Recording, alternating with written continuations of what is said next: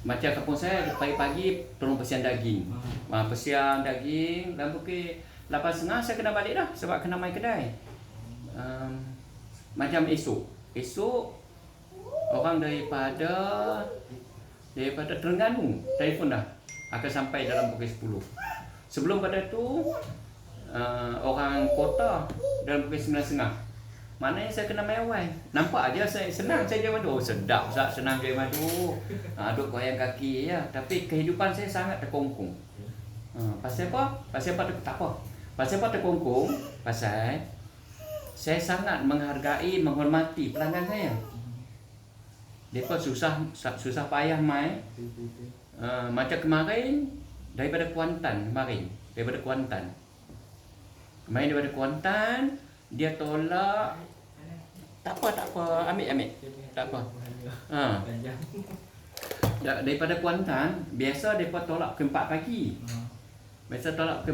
Nak main sini. Dia depa korban sambut main. Daripada Kuantan nak main Rostak ni jauh. Lepas tu kemarin depa tolak pukul 6 pagi. Tolak daripada Kuantan main. Tiba-tiba kita duk sibuk pergi duk mancing. Contoh kan. Weh, tak boleh kesian tak. Orang main nak jumpa kita kan. Kesian. Saya pun ada hobi juga. Tapi masalah dia itulah. Kan? Kena korban hobi kita. Saya ada motor besar juga walaupun tua-tua ni. Ada juga motor klasik kan. Motor ni. Saya terpaksa korbankan hobi saya demi pelanggan-pelanggan yang main kan. Nampak aja senang jual madu. Tak payah naik pi. Tak apa. Jadi gitulah. Allah Akbar. Dia seronok lah tu tadi dia tak ni dah kita suap madu dia rasa ni ayah aku, ni tok wan aku itu. Kan dek kan? Comel, mai nak dukung. Allahu Akbar. Namanya? Nurhana Humairah. Nurhana. Dok elok nah.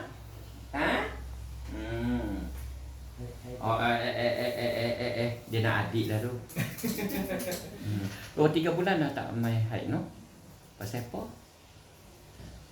Memang tak mengandung. Dah cek lah. Tak mengandung. 2 bulan lepas negatif. Untuk cek balik. Kita itulah bila ada benda-benda macam tu, sistem kita akan rosak. Tak apa, doa lah. Nanti makan ni biar dia cuci balik. Biar dia halau apa semua. Kalau kita mengandung, alhamdulillah kan. Kalau kita tak mengandung, bukan ada masalah. Kan, dah ada masalah. Itulah. Boleh no? Mulai hari ini hormatlah pasangan masing-masing. Hormat menghormati, hargai menghargai, kan? Bukan senang nak dapat seorang suami yang handsome, kan? Bukan senang nak dapat seorang isteri yang comel. Jangan, kan? Jadi kita kahwin kerana Allah, kerana perintah Allah kita kahwin kerana sunnah para rasul, sunnatul rasul, sunnatullah, sunnatul rasul kan? Para rasul ni kahwin ni sunnah rasul. Jadi menghormati penting. Dalam rumah tangga sebenarnya tak ada siapa hamba, tak ada siapa raja. Masalah kita duk rasa kita ni jadi kuli. Dia sendiri cakap sembang gemuk, dia kata saya ni bibi. Melawak je tu, melawak je. Kadang-kadang saya pun macam juga melawak. Duk teringat, terasa. Tak apalah, saya wakil abang minta maaf. Minta maaf lah, dia nak manja-manja je tu. Apa ni, sebenarnya bila kita sebagai isteri, sebagai suami, bila kita buat sesuatu dalam rumah tangga, kita sapu sampah ke, kita tolong masak nasi ke, jemur kain ke, kita niat untuk khidmat pada pasangan kita, maka dia dapat ganjaran pahala, kan? Gitu je. Kan bila kak ni ada setengah isteri kata, aku ni macam puli buatnya pula. Sebab tu ada orang kahwin, kawan 7 tahun, kahwin seminggu cerai. Dia rasa tak best kahwin, nak kena masak nasi, nak kena sereka baju bagi suami. Dia jenis malas sereka baju kan. Lepas tu nak kena kejut suami. Dia rasa macam kan dia hamba, dia kuli. Sebenarnya dia ego, dia tak faham matlamat kahwinan. Kan? Matlamat kahwinan adalah menghalalkan benda yang haram. Kan? Lepas pada tu untuk buat pelaburan akhirat. Apa maksud buat pelaburan akhirat? Bila kita senyum pada suami, Allah suka, Nabi suka, kita dapat pahala. Bila kita tunaikan hajat suami, pintu syurga terbuka, panggil nama kita, macam tu. Jadi itulah pelaburan akhirat untuk menggandakan pahala. Sebagai contoh, bila bujang pergi, macam saya lelaki bujang, saya pergi sembahyang masjid, saya dapat 27. Tapi kalau saya kahwin, saya dapat 70, 3 kali ganda. Beza. Isteri pun sama di rumah. Sebab tu saya kata tadi, saya melawak tadi, bila masuk waktu, abang pergi masjid, isteri di rumah sembahyang. Sebab kalau sama-sama sembahyang macam tu, isteri pun dapat pahala yang sama. Nah, Allah Maha Kaya, tak kurang sikit pun. Kan, sebagai contoh,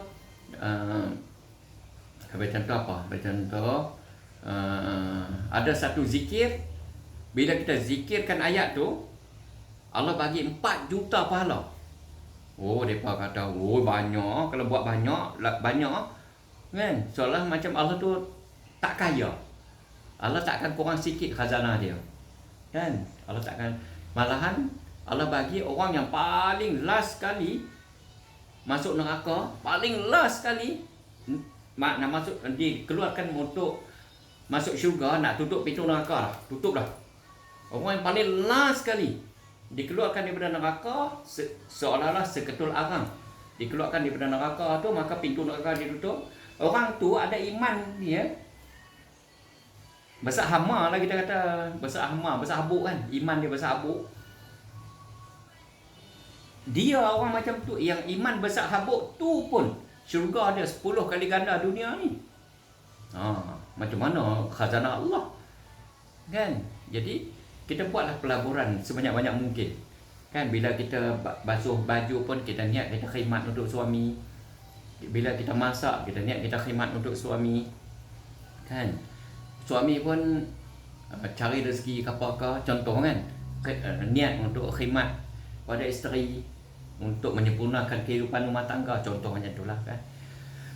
Lepas tu jangan cakap dengan saya kerja ke tak kerja. Contoh isteri bekerja. Kan, isteri bekerja. Ini masalah hak berlaku dalam masyarakat. Bila isteri bekerja, kan, duit dia. Duit lelaki, duit dia. Arti ni pun kena faham juga, betul lah duit isteri kan suami tak boleh guna. Tapi apa salahnya kita kongsi, dan kita sama-sama hidup kan? Apa salahnya kita kongsi?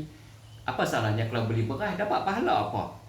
Apa salahnya beli ikan, waktu balik tu beli ikan, beli beras. Hak suami lah, hak kita tu sendiri. Sebab kita nak buat pahala akhirat kan. Apa salahnya kita belanjakan duit kita tu, kita simpanlah separuh untuk kegunaan kita. Sebahagian lagi tu dia jadi sedekah. Hidup.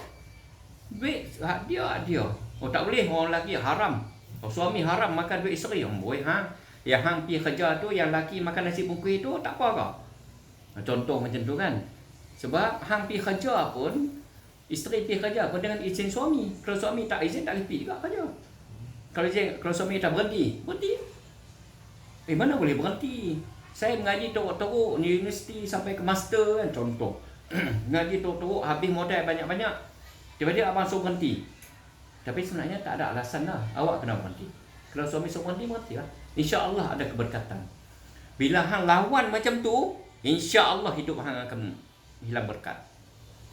Contoh kan macam suami dia pergi keluar buat kerja agama, lepas tu tak bagi nafkah.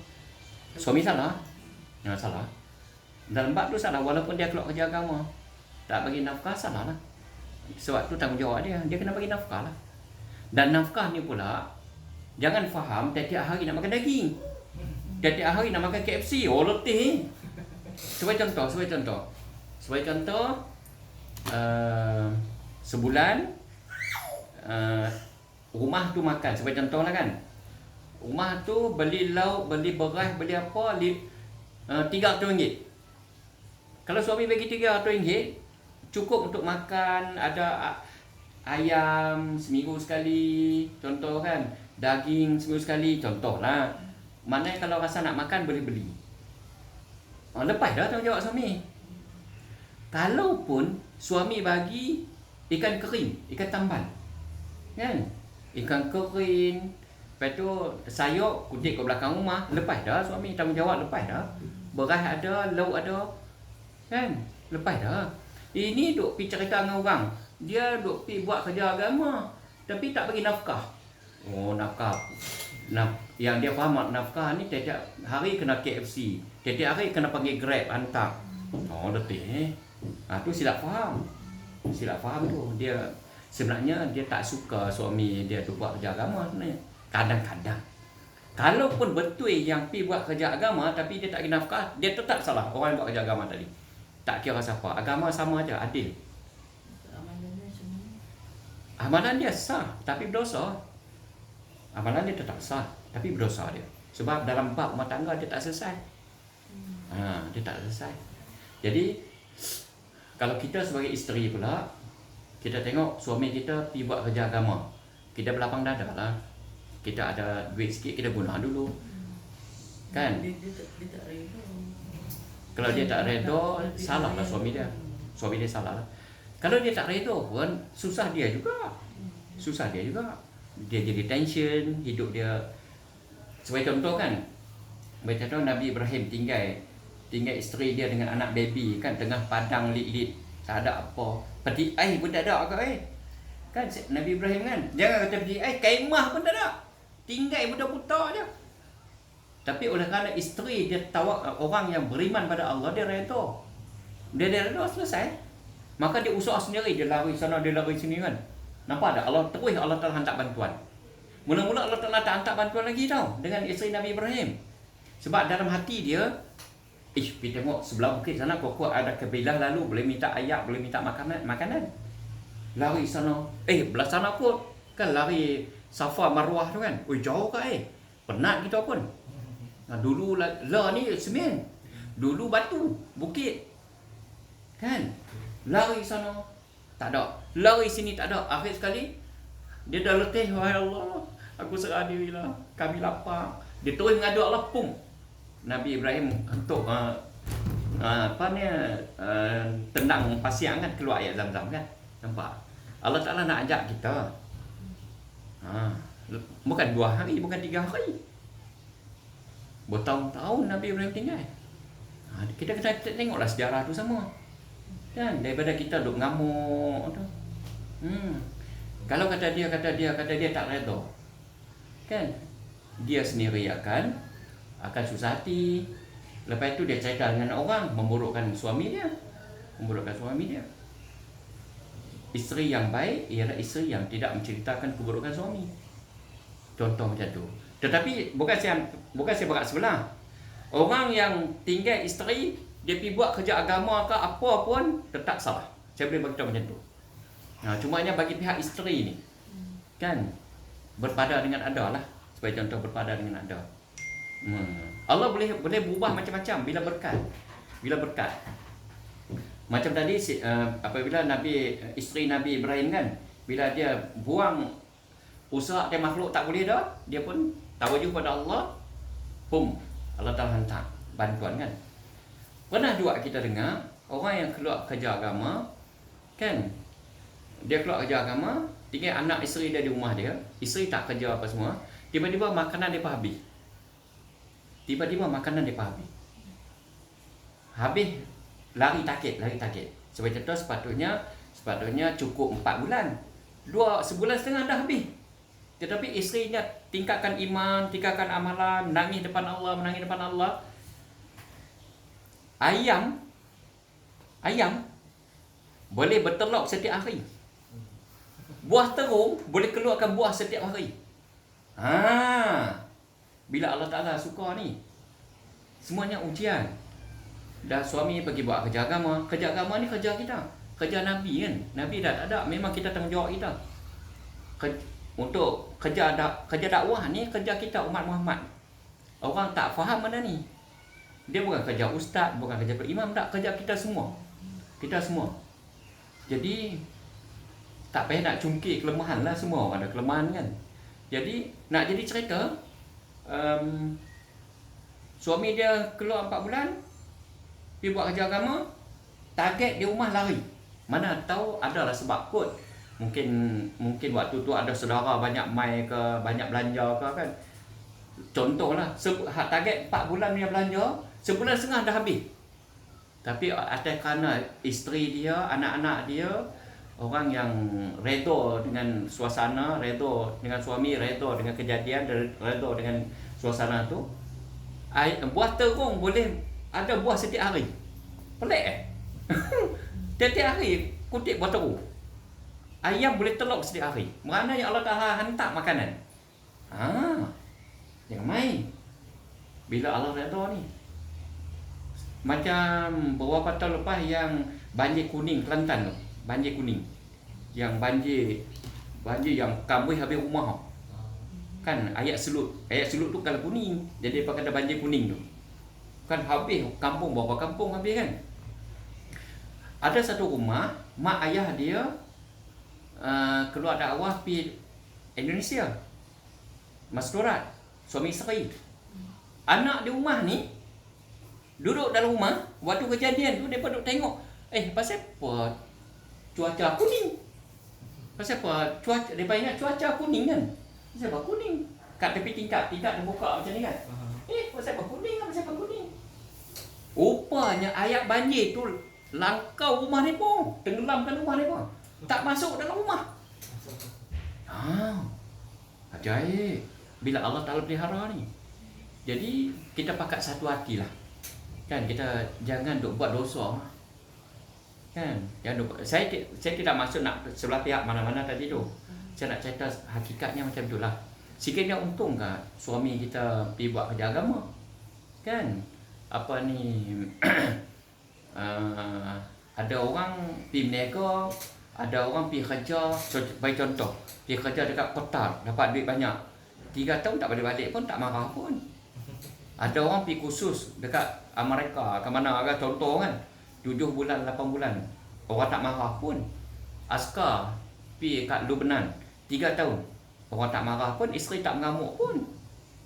Ni bila suami keluar dakwah, yang isteri duk cerita dengan orang, aku kahwin dengan dia, cincin gelang pun tak nak beli. Waktu tu nak cerita contoh kan, tak boleh. Jadi kita pakai istighfar pada Allah lah. Kan? Boleh pun no? Tazkirah panjang ni. Lain macam je tazkirah hari ni. Kat topik. Kat topik. Buka pi merata dah ni. Tapi tak apalah, kita bincang. Kalau kita nak buat kerja agama, kita pastikan keluarga kita selesai lah. Keluarga kita bagi nafkah dengan elok, kita tinggal duit dengan elok. Kan? Betul, pi lah. Dan isteri di rumah jaga amalan, jaga akhlak, jaga ibadat dan sebagainya. Macam-macam keajaiban Allah Ta'ala tunjuk. Macam-macam. Banyak lah. Kalau nak cerita ni, banyak keajaiban Allah Ta'ala tunjuk bagi orang-orang yang ikhlas buat kerja agama kan. Itulah. Rina, lagi. Tak ada, lain kali pula. Lain kali pula. Tadi tu pasal abang lah. Oh, pasal. Tak apalah. Pasal siapa-siapa pun tak apa. Cumanya kita sebagai isteri, kita cuba jangan cerita keburukan suami. Itu tanda isteri yang soleh. Kalau kita semayang kuat, zikir kuat, baca Quran kuat, tapi kita duk cerita keburukan suami, amalan kita tak terima lagi. Jangan main-main. Jangan duk sombong bab-bab macam ni. Sebab Nabi kata harta yang paling berguna ialah isteri yang solehah. Salah satu daripada 3 benda. isteri yang tidak mengkhianati suami kan, yang tidak menjatuhkan maruah suami, salah satu. Jadi gitulah. Kalau yalah nak makan apa sangat. Kalau hari biasa makan nasi, lepas tu ikan temenung goreng, lepas tu sayur apa ni, sawi rebus, okeylah tu. Ni kadang-kadang bila suami tak ada, waktu tu lah dia lapaknya KFC, lapaknya McDonald. Contoh, saya minta maaf ni. Saya minta maaf lah. Jadi kita telah menimbulkan satu fitnah pada suami kita. Saya rasa salah lah macam tu. Sabar saat tu suami balik. Jangan cerita dengan orang. Itu rahsia. Itulah tip-tip keberkatan. Bila berkat mai, insya-Allah bahagia. Insya-Allah bahagia. Bila tak berkat, memang tak boleh. Apa yang kita bina pun akan runtuh. Contoh macam tu kan. Lagi.